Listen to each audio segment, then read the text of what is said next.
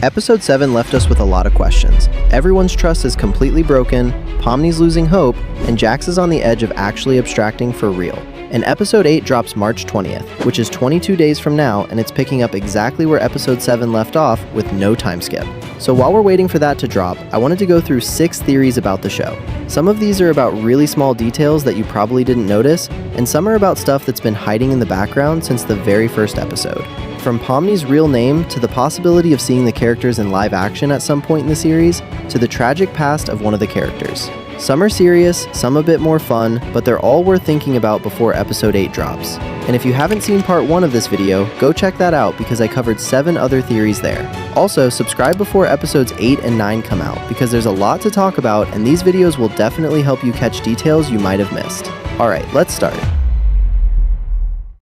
Alright, this one is really funny. So you remember how every character has a different reaction when they hold their breath? Episode 3, we have this scene where Pomni's trying to hold her breath, and everyone's showing off what happens to them. Pomni's face starts changing colors. Kinger glows in the dark, which actually makes sense for his character. Gangle's comedy mask starts spinning around. Zubul turns straight, but Jax straight up refuses to show what happens to him. Pomni asks him directly, and he just looks at the camera and goes, "What do you guys think it is?" and then never brings it up again.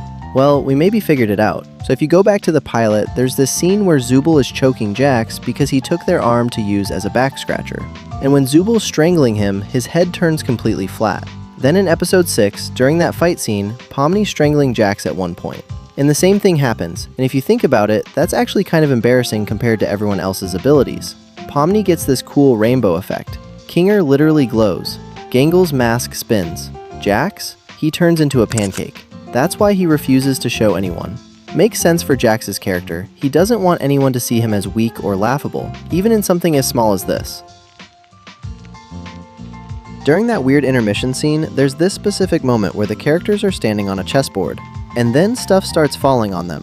Bowling balls drop on Pomni and Jax and completely crush them, while cakes drop on Ragatha and Gangle and just splatter all over them without really hurting them. And then there's Kinger, who actually catches the bowling ball before it can crush him, but then a black rook chess piece comes out of nowhere and knocks him off the board anyway. So here's what fans figured out about what all of this actually means. The bowling balls represent grief, specifically the kind of grief you get from losing someone you cared about. Jax lost Ribbit, who was his best friend before she abstracted, and Pomni lost Gummy Goo, who was the first NPC she actually bonded with before Kane deleted him right in front of her.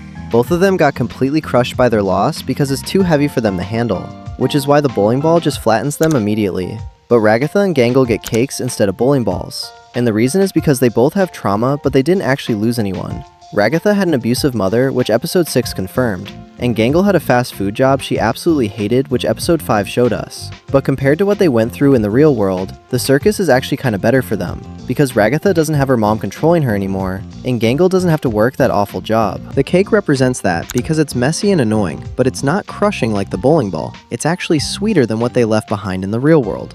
And then there's Kinger, who catches the bowling ball even though he lost Queenie, his wife, when she abstracted. Unlike Jax and Pomni, Kinger doesn't let his grief crush him because he grabs it and holds it and deals with it. Maybe not perfectly, but he's managing to stay standing. He's the one who's been in the circus the longest, and somehow he's still here without abstracting, which means he found some way to cope with losing her. But then the black rook knocks him off the board. And the thing is, Queenie was a black queen chess piece. So even though Kinger caught the bowling ball and he's handling his grief better than the others, Queenie's memory still knocks him down when he's not expecting it. Kinger's been in the circus longer than anyone, and he's seen more people abstract than anyone. But that doesn't mean he's not still hurting from losing Queenie. So Pomni can't remember her real name right. When she first arrives in the circus, she's trying to remember who she was before, and she just can't. Kane gives her the name Pomni, which actually means remember in Russian. So her name is literally a reminder that she needs to remember her actual name.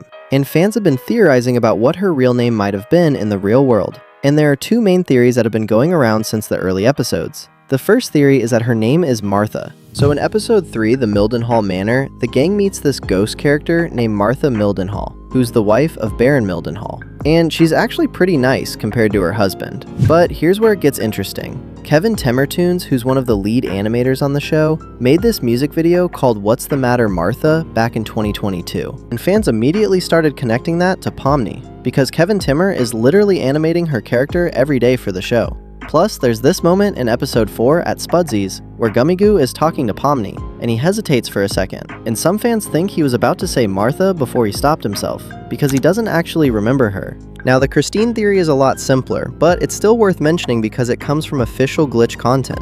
In a Glitch merchandise promotion video, there's a moment where Kane calls Pomni Christine. Come on, Christine! What's your desire? Not my name. Even though she says that's not her name, which makes sense because once you enter the circus, you can't remember your real name anymore.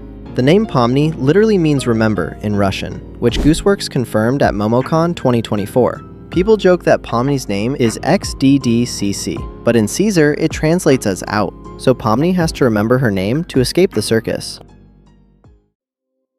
Alright, this one is interesting. What if at some point in the series, we actually see the characters as real people? Actual human actors taking off their VR headsets. Let me explain.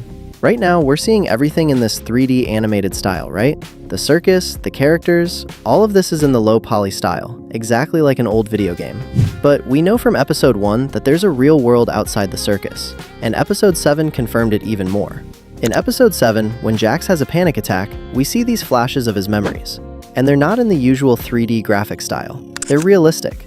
So we know that their real world looks exactly like our world, not a cartoon. Which leads to the theory that when someone actually escapes, we're gonna see them in live action. Like Gumball, you know, but with the cast being actual actors. We could see a real person taking off a VR headset, blinking in actual light in a real room. And that would be the first time we see what Pomni actually looks like. What the remaining members of the cast actually looks like, going from the animated world to suddenly seeing reality. Animation to live action would be a really bold move. Plus, episode 9 is supposed to be an hour long, which is way longer than any other episode. Those realistic flashes in Jax's panic scene prove that their real world is exactly like ours. And people think that 2 episodes is not enough time to answer all our questions. But as Gooseworks said, 2 episodes is like Pirates of the Caribbean. Do you know how much shit you can fit into a Pirates of the Caribbean? We know that Kinger's wife Queenie abstracted before the series even started, and episode 3 showed us that flashback where he's touching her one last time in the pillow fort before she gets sent to the cellar. But here's the theory that fans have been talking about. What if Kinger is actually responsible for Queenie abstracting? So in episode 3, when Kinger is talking to Pomni in the dark, he says something really specific that a lot of people think is him talking from experience.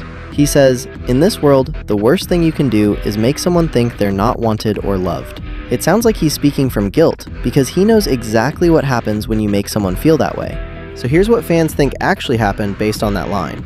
Kinger was obsessed with finding an exit from the circus, and while he was doing that, he was neglecting Queenie because he was so consumed by his obsession that he stopped paying attention to her or spending time with her. Queenie started feeling unwanted and unloved because her husband was ignoring her and pushing her away. And that feeling of being alone and rejected is what pushed her over the edge. And now Kinger has to live with that guilt for the rest of his existence in the circus, knowing that his obsession with saving everyone is what killed his wife. That's why he has such bad memory problems, because fans think he's been trying so hard to forget what he did and block out those memories that he messed up his own mind in the process. And that's why in episode 3, he tells Pomni to cherish the people around her because you never know when they might be gone. He's speaking from experience because he didn't cherish Queenie when he had the chance. And now she's abstracted and he's stuck in the circus forever with that regret. The really tragic part is that Kinger is still the kindest and most helpful person in the circus. But deep down, he's carrying this massive guilt that he can't escape from. And even though he's managing better than Jax and Pomni with their grief, he's still not okay. He caught the bowling ball in the intermission scene, but the Black Rook still knocked him down. In episode 6, during that whole breakdown scene where Jax is yelling at Pomni, he says something really specific that fans have been analyzing ever since.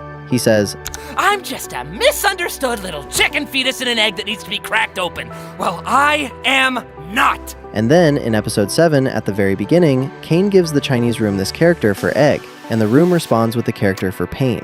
So fans started connecting these two moments together, because egg equals pain, which means Jax calling himself a chicken fetus in an egg is a whole metaphor for how he's stuck in his shell and can't break out. And episode 7 actually shows us Jax's room for the first time. This is the room of someone who used to be happy before everything went wrong. And if you look even closer at the room, there are 2 chairs sitting there. One chair was for Kaufmo and one was for Ribbit, who were his best friends before they both abstracted. Some fans even think that the pink and green colors in his room might have actually been Ribbit's room originally, since those are her colors, and Jax moved into her room after she abstracted because he couldn't let go of her. Either way, it shows that Jax wasn't always like this. He used to care about people and have real friends. But losing both Ribbit and Kaufmo completely broke him. And Gooseworks literally confirmed on Twitter that Jax has been dealing with really dark thoughts and doesn't want to be here anymore. It's canon that he's been struggling mentally. Gooseworks also confirmed that Jax is a main character at the same level as Pomni, which means the Amazing Digital Circus isn't just Pomni's story. It's also the story of a guy who lost everyone he cared about and became cruel as a way to cope and forget his past. Pomni is the only recent connection he's made, the only new friend he has, and she's the one who literally saved him from abstracting by knocking on his door at that exact moment.